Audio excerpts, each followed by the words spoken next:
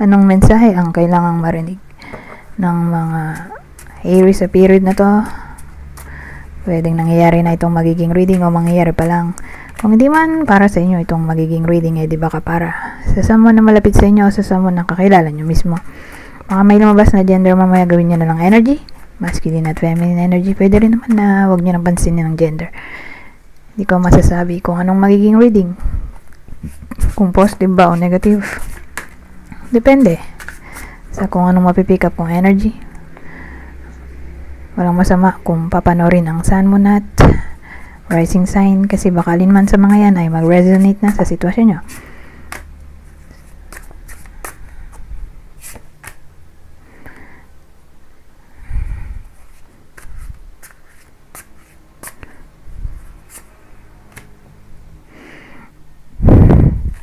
Ano kaya ito? May ano tayo, 7 of Pentacles, 3 of Cups, at King of Cups. Maganda naman to, pero ano kaya ito? 7 of Pentacles natin.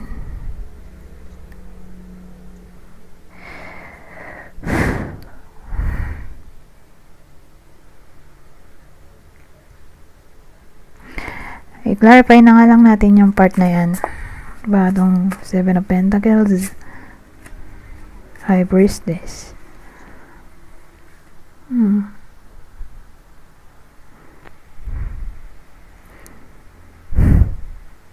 Well, tingin ko may kinalaman to sa work na may kinalaman to sa work, at ang work ay may kinalaman sa,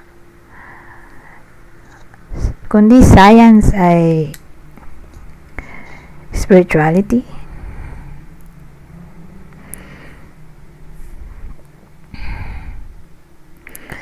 So may celebration tayo.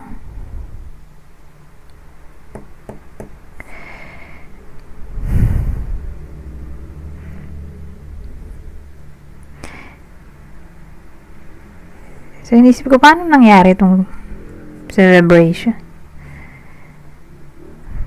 Siguro ang reason ay dahil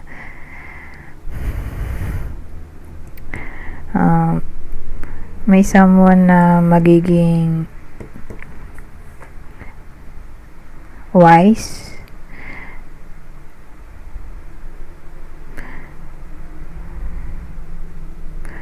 or kung di man literally wise, edi magaling sa topic ng discernment.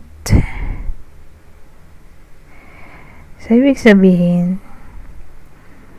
may maganda siyang magagawa. Okay? Itong bida natin. Siyempre, yung bida natin ay Aries. Sa period na to, at yun ang magkukos para magkaroon ng 3 of Cups. Celebration. So, again, ito ay probably may kinalaman sa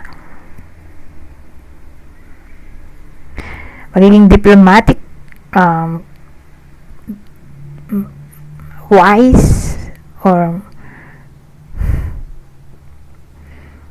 diplomatic wise. Ano ba may sabi ko kanina?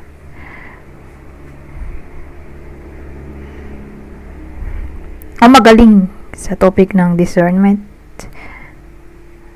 Well, anyways,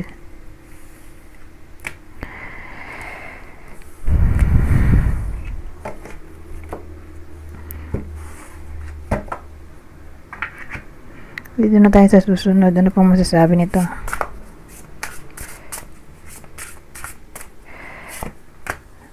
Three of Hearts. Oo. Ako. Pangat ng combination. Brain nyo, 3 of Hearts. Tapos 5 of Hearts.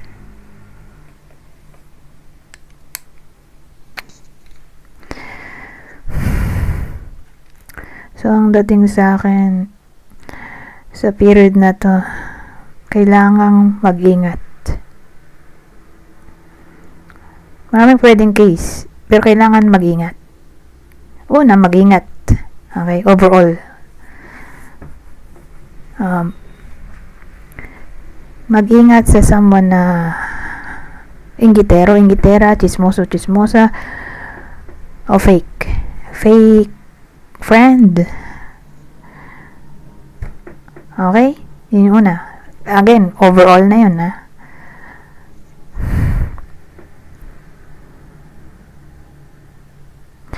Ngayon, pangalawa, wag magsasabi ng kahit ano. Pag-isipang maigi ang mga sasabihin. Or else, baka ikapahamak ng iba sa inyo yung masasabi ng iba sa inyo. Okay? Kaya hindi dapat magpadalos-dalos sa period na to. Lalo na sa mga desisyon. Pangatlo,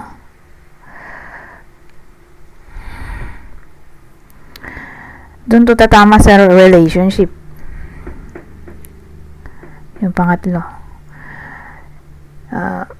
either may jealousy na maaaring mangyari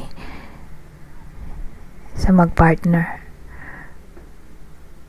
or may someone else na magiging jealous sa iba sa inyo na in a relationship.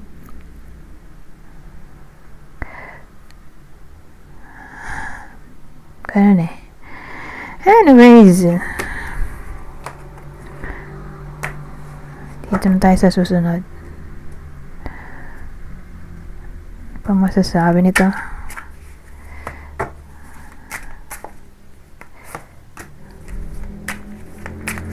So, ang damon natin na baliktad. Baliktad din ang Three of Cups. Eto, tayo. At least tayo itong Knight of Wands. Kaya lang, di ako magaling sa ano eh. Baliktad na cards. Pero ito may kodigo. So, ginamit ko na rin. Anyways, ano kaya itong baliktad na damon? Baliktad na Three of Cups at yung Knight of Wands.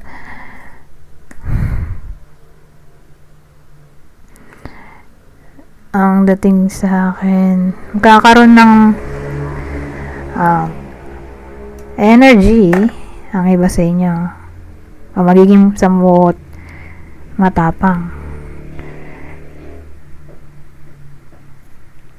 sa pag among the term doon, karoon ng freedom. Okay, freedom na umalis sa toxic relationship o connection. So pag sinabi mong toxic relationship, connection, yan napapasok yung situationship, friends with benefits,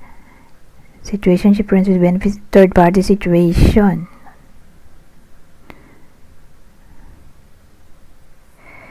Okay? Yung unconventional relationship in general. May someone na aalis sa ganyang klaseng senaryo. Kakaroon ng lakas ng loob na umalis. Kaya dating dito,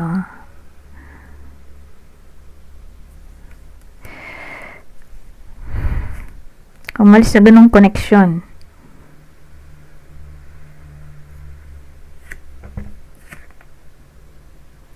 Lalo na yung mga connection na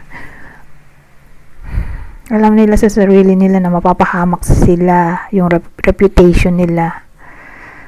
Kasi may iba na walang pakialam sa sarili nila eh. 'Di ba? May ibang ganun.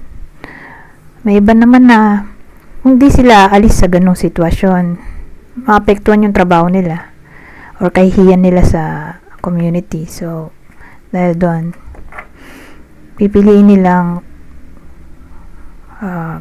lumayo sa ganitong sitwasyon. Yun yung maapektuhan. Okay? Mga ganong klaseng sitwasyon.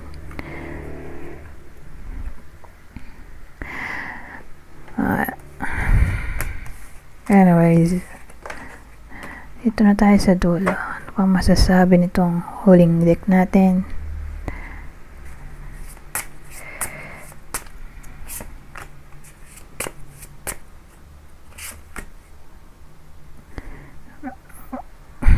Fertility, uncertain case.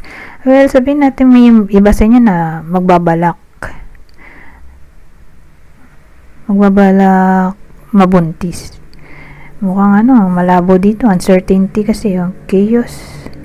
Kundi yan malabo, posible. Kaya lang, makukunan.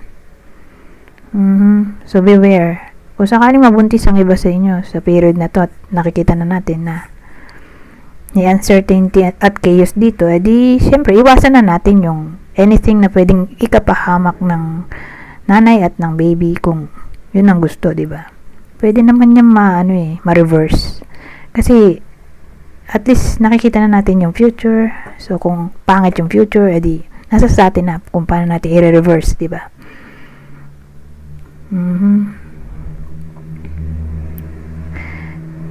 Kasi kung may mabubuntis, prone sa bleeding. So pag bleed ng bleed, baka sumama na yung baby sa dugo. So diretso labas na rin. Di nakunan na nga. So beware sa mga mabubuntis o balak magbuntis.